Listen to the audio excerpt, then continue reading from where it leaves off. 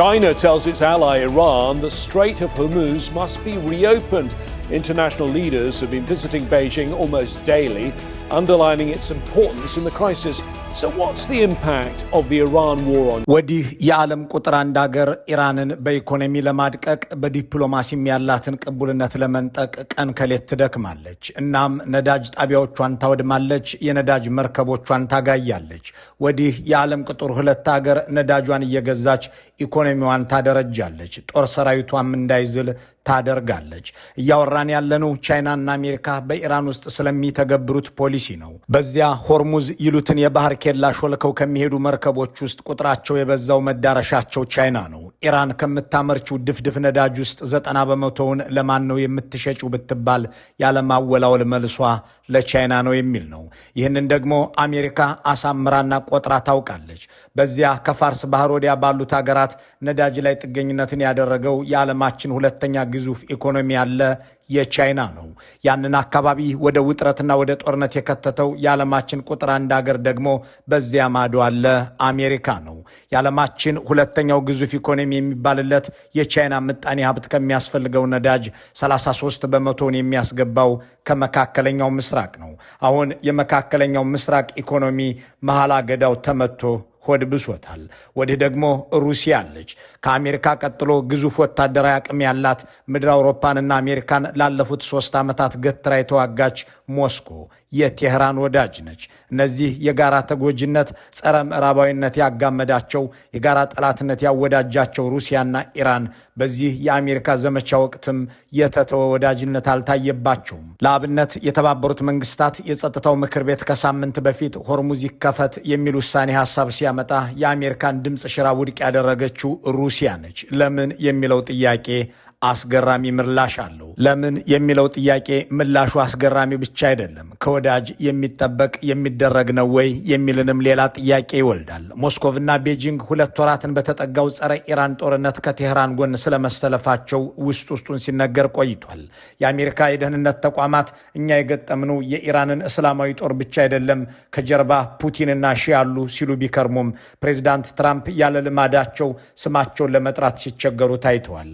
በደፈና ከኢራን ጋር የወገኑ ሀገራትን ይህ ቀን ይለፍና በታሪፍ ጅራፌ እገርፋችኋለሁ ብለው ከመዛት ውጪ እንትናና ከሌ ብለው ዝርዝር ውስጥ አልገቡም። ትናንት ከሰዓት በኋላ ደግሞ የአሜሪካ መገናኛ ብዙሃን አንድ ከቻይና የተነሳ መርከብ ኢራን ደረሰ፣ በምድረ ፋርስም ሲደርስ የጦር መሳሪያዎችን ጭኖ ነበር ብለው ከዘገቡ በኋላ ዶናልድ ትራምፕ በሲኤንቢሲ በኩል መጡ።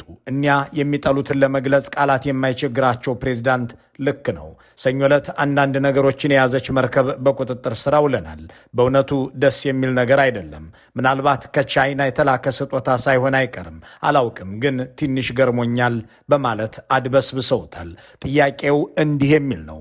አሜሪካ ከምትዋጋት ኢራን ጀርባ ያሉ ደግሞም የደጀን ያህል ሆነው የቆሙላትን ቻይናንና ሩሲያን ሺጂንፒንግንና ፑቲንን ስለምን ዝም አለቻቸው? እኒያ የእንግሊዙን ጠቅላይ ሚኒስትር የዊንስተን ቸርችልን ወኔ ያልታደለ እያሉ የሚያጣጥሉ፣ የፈረንሳዩን ፕሬዚዳንት ሚስቱ የምታጮለው ገመምተኛ የሚሉ፣ የጣሊያኗን ጠቅላይ ሚኒስትር እሷስ እንዳሰብኩት አይደለችም ልፍስፍስ ቢጤናት እያሉ የሚሞልጩት ፕሬዚዳንት ትራምፕ ለሁለቱ አቻዎቻቸው ሺና ፑቲን ስለምን ቅጽል አጡ? ደግሞስ ራሳቸው ፕሬዚዳንት ትራምፕ ወደ ቻይና ሊጓዙ ነው መባሉ ለምን የሚለው ጉዳይ ላይ እንድንቆይ ጋብዘናል። የዚህ ዝግጅት ትኩረት እነዚህን ጥያቄዎች መነሻ ያደርጋል።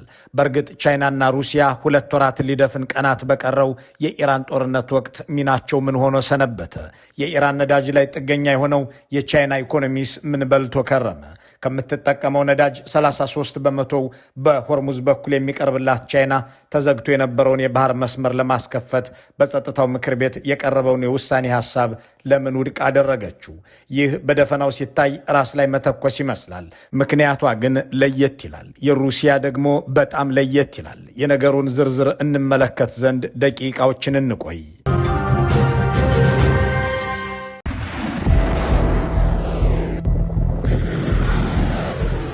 Russia and China have issued strong reactions following the latest strikes on Iran የቻይናና የኢራን ግንኙነት ተራ ወዳጅነት አይደለም። በአሜሪካና አጋሮቿ ማዕቀብ የጎበጠው የቴህራን ወገብ ቀና ብሎ የሄደው በቻይና ትከሻ ላይ ቆሞ ነው ማለት ይቻላል። ነገሩን በአንድ አስገራሚ መረጃ እናስለው። ከቻይና ተነስቶ ካዛኪስታንን፣ ኡዝቤኪስታንንና ቱርክሜኒስታንን አቋርጦ በመጨረሻም የኢራን ዋና ከተማ ቴህራን የሚገባ የባቡር መንገድ ተዘርግቶ አምና ተመርቋል።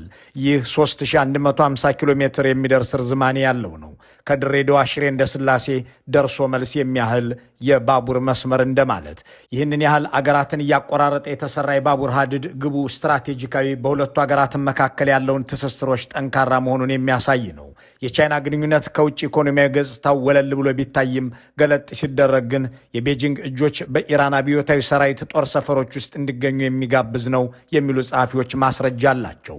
የአልጀዚራው ጃሲም አልዛዊ በኢራን ውስጥ የተንሰራፋው የቤጂንግ ሚና አይንጫጫም፣ ዝም ብሎ ስራውን የሚሰራ ነው ይልና ሲቀጥል እንዲህ ይላል። የኢራንን የኤሌክትሮኒክስ ጦርነት ገጽታ ይቀይር ዘንድ ወገቧን አስራ የሰራች ሀገር ቢፈለግ ቻይና ትጠቀሳለች። ዘመናዊ የራዳር ሲስተሞችን አስታጥቃታለች። የኢራንን ወታደራዊ አሰሳ ናቪጌሽን ከአሜሪካው ጂፒኤስ ወደ ቻይናው ሚስጥራዊ ቤይዱ ስሪ ሳተላይት በማሸጋገር እንዲሁም የኢራንን ኃይሎች የመሬት አቀማመጥ ካርታና የመረጃ ምንጮችን እንዲያጠናክሩ የራሷን የሳተላይት መረብ በመዘርጋት ደግፋለች እያለ ይቀጥላል። ጡረተኛው እስራኤላዊ ወታደር ብርጋዴር ጄኔራል አሞስ ያድሊን የጋዜጠኛውን ትንታኔ ደግፈው ሲያብራሩት እያንዳንዱ ሰከንድ ዋጋ አለው በሚል መንፈስ ባለፉት ዓመታት ሲሰራ መቆየቱን ያስታውሱና በቻይና የሚቀርበው YLC-8B የተሰኘው የራዳር ሲስተም የአሜሪካ አውሮፕላኖች ከራዳር ተደብቀው የሚያመልጡበትን ጥበብ ለመቀነስ ታስቦ የተሰራ ሲሆን የሚጠቀመው ሞገድም UHF ባንድ ይባላል ይላሉ። ይህኛው ቻይና ሰራሽ ራዳር B21 ሬደር እና F35C የተባሉትን በራዳር እንዳይታዩ ተደርገው የተመረቱትን የአሜሪካ አውሮፕላኖችን ለማደን ተብሎ የተሰራው የYLC-8B የራዳር ስርዓት በጦርነቱ ወቅት ጀግና ተፋላሚ ለመሆን ጥሮ እንደነበርም ይነሳል። በዚህ ጦርነት ሰሞን ደግሞ ሮይተርስ ኢራን 50 የሚሆኑ CM32 ሱፐርሶኒክ ሚሳይሎችን ለመግዛት ከስምምነት መድረሷ ተደርሶበታል ብሏል። እነዚህ ሚሳይሎች ጸረ መርከብ ናቸው የተባለላቸው ሲሆን ኬሪየር ኪለርስ የሚል ስም ወጥቶላቸዋል። በአሁኑ ወቅት የአሜሪካኖቹ አብርሃም ሊንከንና ጀራልድ ፎርድ የተባሉት የጦር መርከቦች እነዚህ ሚሳኤሎች ሊደርሱባቸው በሚችሉበት ክልል ውስጥ እየተንቀሳቀሱ ናቸውም ይባላል። ኢራን ወደ ውጊያ የገባችው እንዲህ ያለውን ትጥቅና ድጋፍ ከቻይና ካገኘችና ለማግኘትም ከተስማማች በኋላ ነው። ይሁን እንጂ የቤጂንጉ መንግስት ደጋግሞ ይናገር የነበረው ጦርነት ይቁም፣ ወደ ውይይት ይገባ፣ ሆርሙዝም ይከፈት እያለ ነበር። Chinese President Xi Jinping has stepped into the escalating Middle East crisis, calling for the protection of one of the world's most critical energy lifelines. ዝምተኛው ፕሬዝዳንት ጩኸትን ወደ ጎን አድርጎ ስራን መስራት ይችሉበታል። ያለፉትን 7፣ 6 እና 8 ሳምንታት ደግሞ ስራ በዝቶባቸው ከርሟል።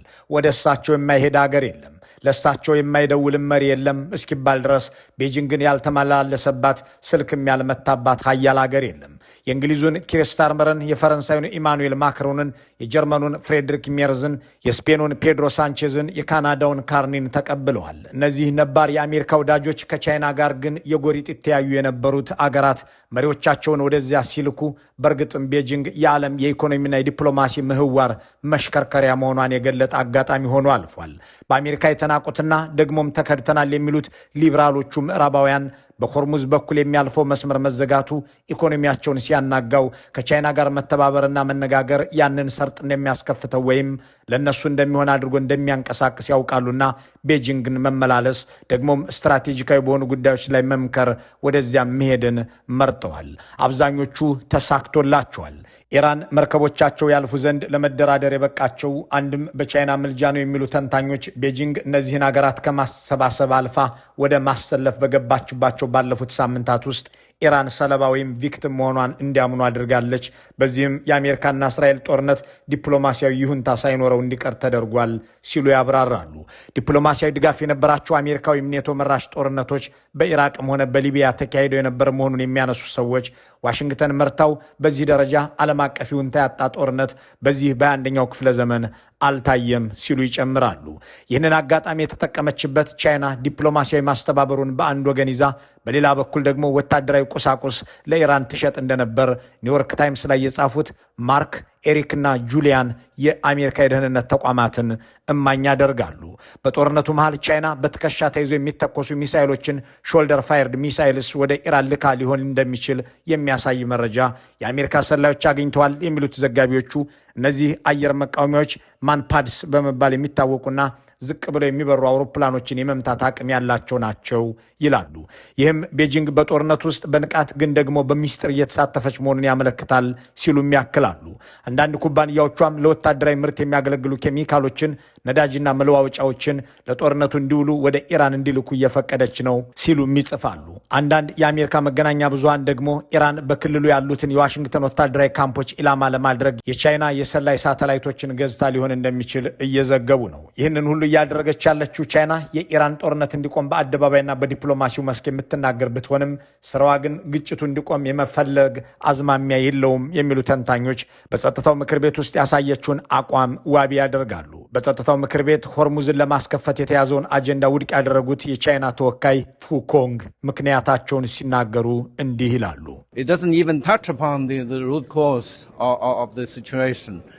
ይህ ሐሳብ የሁኔታውን ስር ነቀል መንስኤ አይነካም። ከዚያም በላይ በጣም ሚዛኑን ባልጠበቀ አኳኋን ኢራንን ብቻ የሚከስ ነው። ጊዜው በጣም መጥፎ መሆኑን አጽንኦት መስጠት እፈልጋለሁ። የአሜሪካ ፕሬዚዳንት ያሉትን ሁላችንም ሰምተነዋል። ይህንን ዳራ ግምት ውስጥ በማስገባት የጸጥታው ምክር ቤት እንዲህ አይነት የውሳኔ ሐሳብ ማጽደቁ እጅግ አደገኛ ነው ብለን አስበናል፣ ወስነናል። ቻይና ሆርሙዝ የህይወት መስመሯ ከሆነ ለምን እንዲከፈት በቀረበው የውሳኔ ሐሳብ ላይ ተቃውሞን አሰማች የሚለውን ጥያቄ ለመመለስ የሚሞክረው የአምባሳደሩ ማብራሪያ ባጭሩ በአሜሪካ የቀረበ አጀንዳ ሁሉ ለእኛ አይጠቅምም ከሚል ድምዳሜ የተነሳ ይመስላል።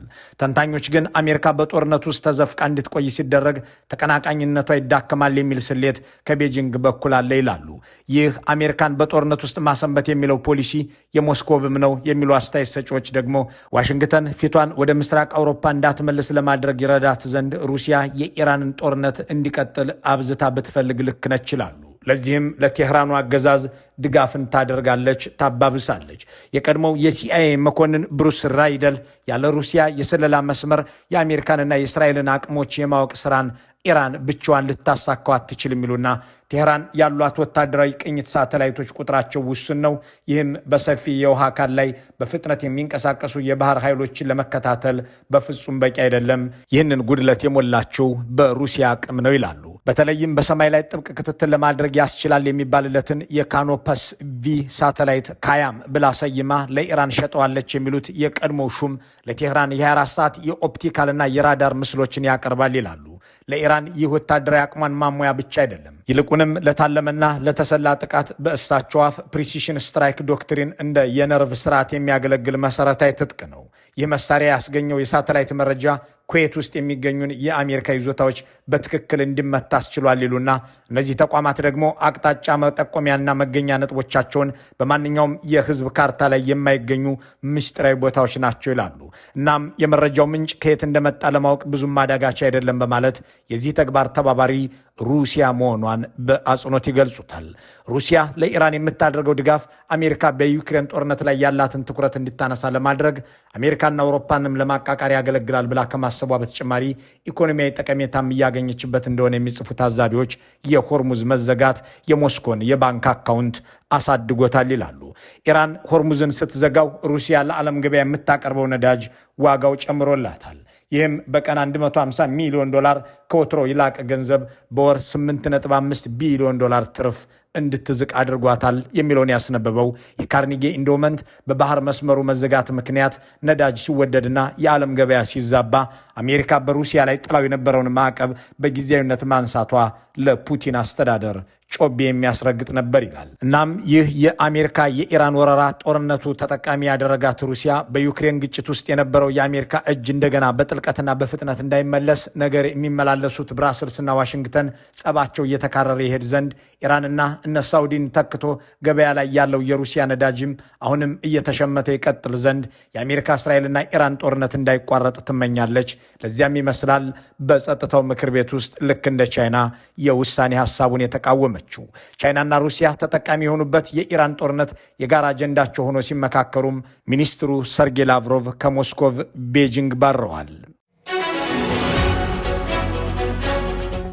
ላቭሮቭ ቤጂንግ ሄደው የአገራት ሉዓላዊነት ይከበር፣ ጦርነት ቆሞ ወደ ድርድር ቢገባ እኛ ስራውን ለመስራት ዝግጁ ነን የሚሉትን የተለመዱ የዲፕሎማቶች ቃላት ተናግረዋል። አገራቸው በኢራን ጦርነት ምክንያት ነዳጅ ሸጣ ቢሊዮን ዶላሮችን ስትዝቅና ማዕቀቡም ሲላላላት ያገኙትን ከሰማይ የወረደ የሚመስል መና ማጣት የማይሹት ላቭሮቭ እና አሜሪካን በተለመዱት መራር ገለጻዎቻቸው ሲያወግዟቸው አልተደመጡም።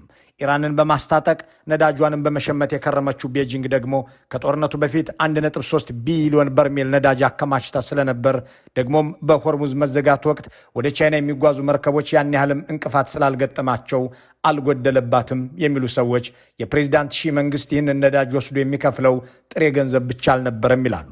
ለሞደርን ዲፕሎማሲ የጻፈችው ናዲያ ሄልሜ ለኢራን አብዮታዊ ጦር የሚሆኑ ትጥቆችንም በማቅረብ ነዳጅና ጠመንጃ ልውውጥ ይደረግባቸዋል ስትል ታክላለች።